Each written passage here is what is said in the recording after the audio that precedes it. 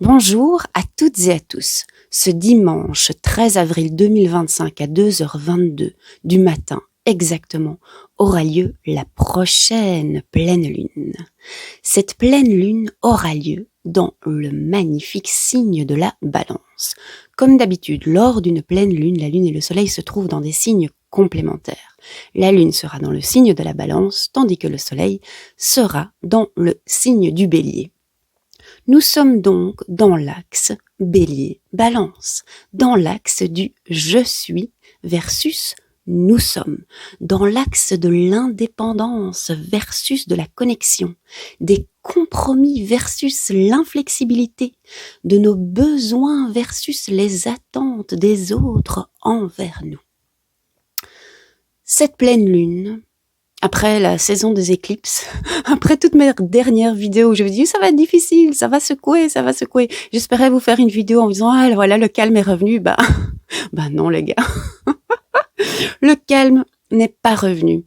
Cette pleine lune promet de vraiment bien venir nous remuer et nous faire travailler sur l'axe de nos relations. Alors les relations, ce sont les relations au sens large. C'est nos relations familiales, nos relations au travail, nos relations amicales, notre relation à nous-mêmes, à notre corps par exemple. Tout est relation en fait. Si vous voulez savoir exactement où cette pleine lune va venir, j'allais dire vous faire mal, parce que je pense pas qu'elle va venir vous faire mal, mais où la pleine lune va vraiment mettre la lumière sur quelque chose, allez regarder dans votre thème astral, dans votre carte du ciel de naissance, dans quelle maison tombe le degré 23 de la Balance.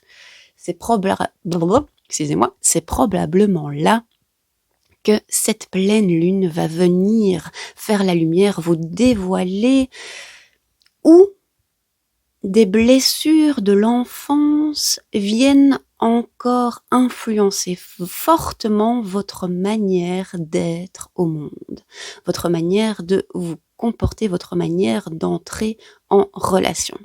Alors pourquoi est-ce que je viens encore insister sur les blessures de l'enfance? C'est pas pour mettre ma casquette de thérapeute, c'est parce qu'en fait on a l'astéroïde Chiron en anglais, qui se trouve en conjonction avec le soleil. Donc on a l'astéroïde du guérisseur blessé qui se trouve dans l'axe Bélier-Balance. Donc on a vraiment encore une couche supplémentaire qui vient nous dire, oui, c'est vraiment cet axe-là sur lequel on travaille, c'est cet axe qu'on nous demande de regarder tout particulièrement pour cette pleine lune. Alors la question que moi j'ai envie d'aller poser, soit à l'esprit de la pleine lune, soit à la déesse Perséphone, je vais pas m'étendre sur le sujet dans cette vidéo parce que ça c'est la déesse que nous irons voir lors de notre rituel de pleine lune de ce week-end. Peu importe à qui nous allons poser la question, c'est pas ce qui est important dans cette vidéo. Ce qui est important, c'est la question que je vous propose d'aller poser. Et la question, c'est comment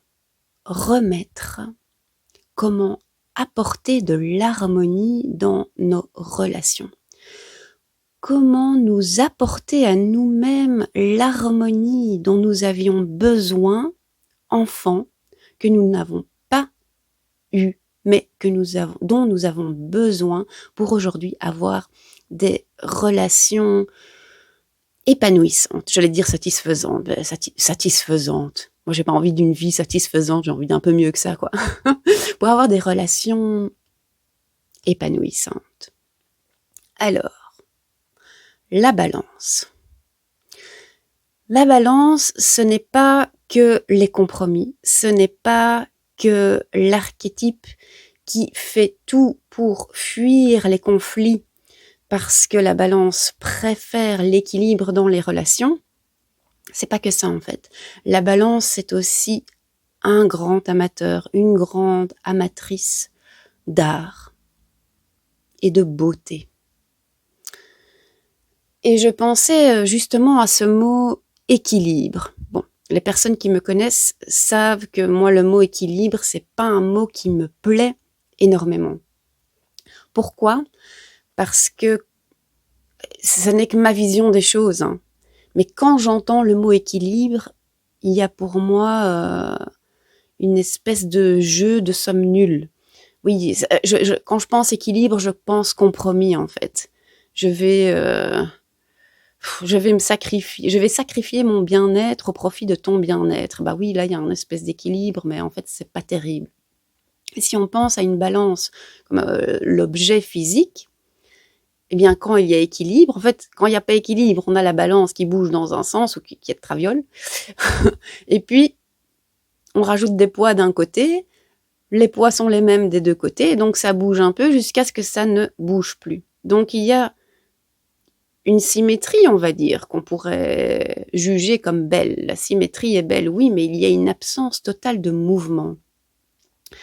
Et cette absence de mouvement reliée à l'équilibre, c'est très bien si vous êtes en train de méditer. Ne me faites pas dire ce que je n'ai pas dit.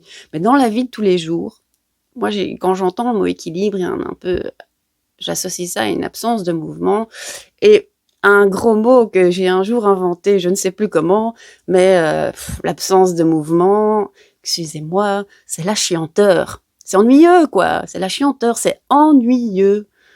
Moi, si ça bouge pas, j'ai l'impression de finitude, en fait. On s'arrête de bouger, il y a plus rien qui se passe, on arrête l'expansion du monde. Ok, il y a plus rien qui se détériore, il y a plus rien qui s'améliore non plus. Et donc, je cherchais un meilleur mot que ce mot équilibre qui ne me plaît pas. Et souvent, dans les cercles que j'anime, dans les rituels, on vient souvent me proposer le mot harmonie. Et c'est vrai, le mot harmonie, il me plaît déjà plus. J'ai mis mon petit yin-yang aujourd'hui autour du cou, symbole d'harmonie. Le mot harmonie, en effet, c'est aussi un mot qui est cher à l'archétype de la balance, et c'est un mot qui me plaît déjà plus. Mais avec mon caractère, j'ai envie de dire, parce qu'on peut quand même pas trouver mieux que harmonie. Est-ce qu'il n'y a pas mieux que le mot harmonie ? L'harmonie, c'est génial, hein. Puis si on se plonge dans les études musicales, derrière le mot harmonie se cache plein de choses. Mais on va pas rentrer dans ces considérations-là non plus. Et je voulais trouver un mot qui allie l'amour de la beauté et de l'harmonie de la balance, mais aussi l'amour du mouvement et du corps en mouvement du bélier. Le bélier, il agit. Comment est-ce qu'on peut allier les deux ? Et vous savez où j'ai trouvé la réponse à cette question ? L'alliance de l'harmonie et de l'équilibre avec l'alliance du mouvement. La beauté en mouvement. Et la beauté en mouvement, ça s'exprime par quel mot, les amis ? Ça s'exprime par le mot grâce. Et en fait, je suis tombée sur ce mot en faisant un tirage de tarot, en utilisant un tarot qui s'appelle le tarot mystique, le tarot des chats mystiques, où certains arcanes majeurs sont remplacés par d'autres mots. Et l'arcane de la tempérance qui est quand même liée à l'équilibre et à l'harmonie, aussi à la patience, mais nous n'en parlerons pas ici.